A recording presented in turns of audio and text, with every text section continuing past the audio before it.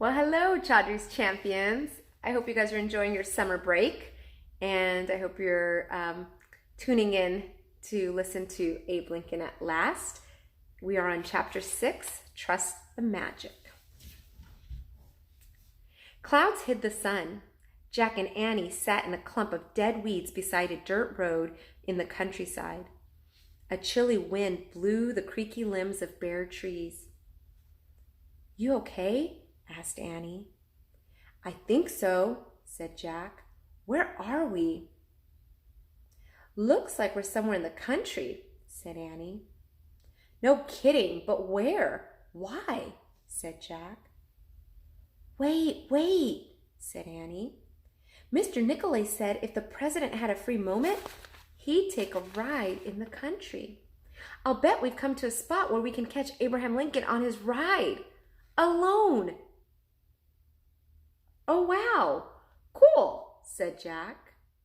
"Look," said Annie. "Someone's coming this way now, on a horse." A slim figure on a horse was coming down the dirt road. Jack and Annie jumped to their feet. When the rider on the bony white horse got closer, Jack sighed. "It's not the president," he said. "It's just some kid on an old horse." "Maybe this kid is supposed to help us somehow," said Annie. "Remember, trust the magic." Jack nodded, but he couldn't imagine the boy would be much help. He looked to be 10 or maybe 11 years old. His matted black hair stuck out from under a coonskin cap. His thin face was dirty, and his buckskin pants and moccasins were stained and torn. A frayed burlap sack hung from his shoulder. Annie stepped into the road and waved. "Hello," she called. The boy pulled the old horse to a halt. He took off his cap and bowed his head. Then he put his cap back on and looked at them with tired gray eyes. "How do?" he said without a smile. There he is.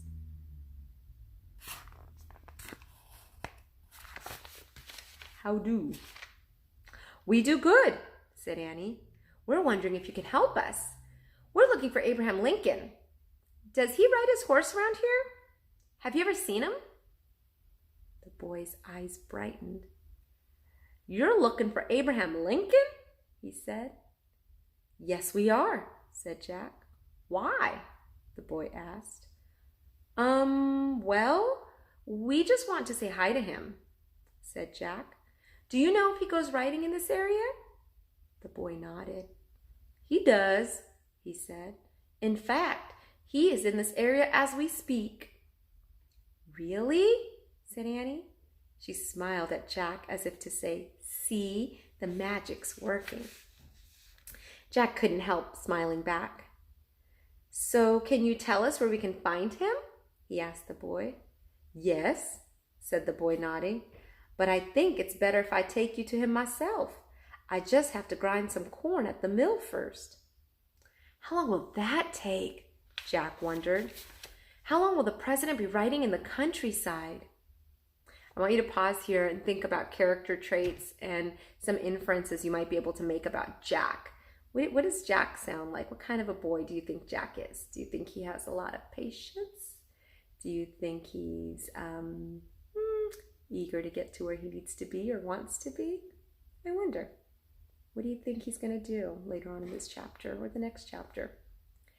All right, back to the story. "Maybe you could just tell us where we could find him," said Jack. "We don't have much time." "Wait," said Annie. She whispered to Jack. "We have to trust the magic." And how about some character traits about Annie? Is she patient? I wonder. Back to the story. Jack sighed. He looked back at the boy. "Okay, we'll go to the mill with you," he said. "But it would be good if we could hurry so we don't miss finding Abraham Lincoln." "You won't miss him. I give you my word," said the boy. "Come along. The grinder's around the bend. Giddy up, girl." He shook his reins, and the old horse started plodding down the road again.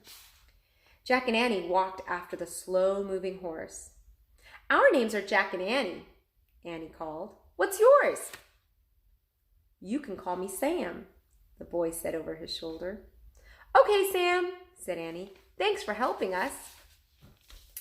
A gust of wind stirred the branches of the trees. The old horse neighed and stopped.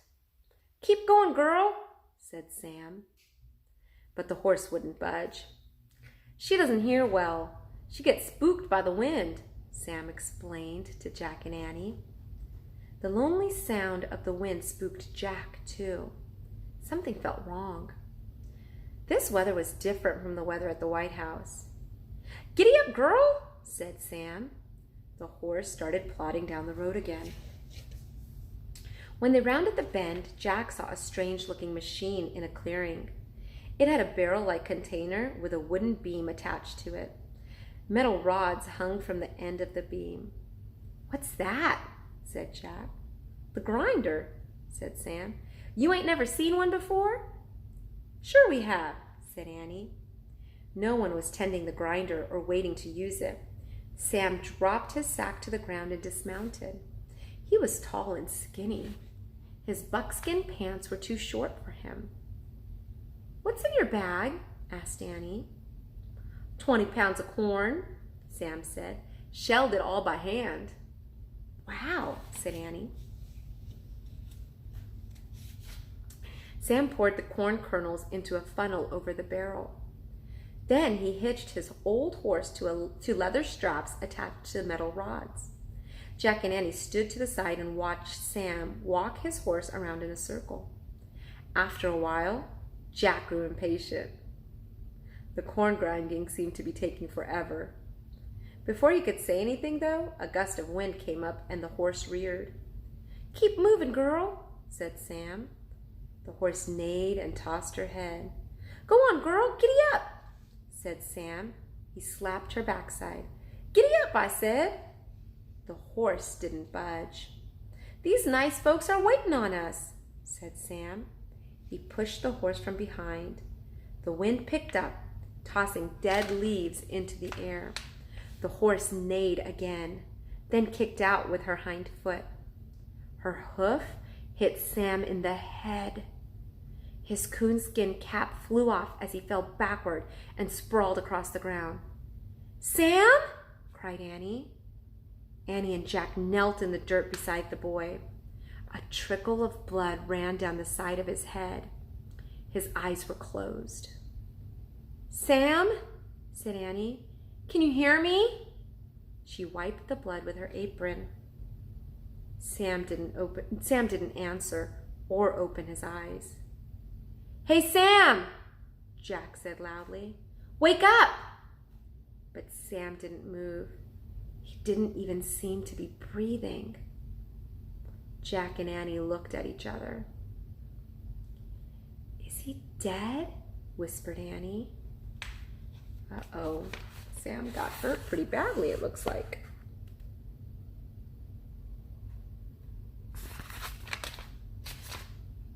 And that's the end of chapter 6. Chapter 7 is called Sam's Farm. I wonder what happens next. I hope you're thinking about it. What do you think would happen next? If you were writing the story, what would you write next? And do you think Sam's going to be okay? What do you think Annie and Jack are going to have to do? I'll let you guys think about it. Until next time, I hope you have a wonderful night. Sleep well. Continue to read, practice your math facts, enjoy your summer, play outside, spend time with your family, and keep watching the videos as I read aloud and have some special guests reading as well. Have a wonderful night. Sleep well. Good night.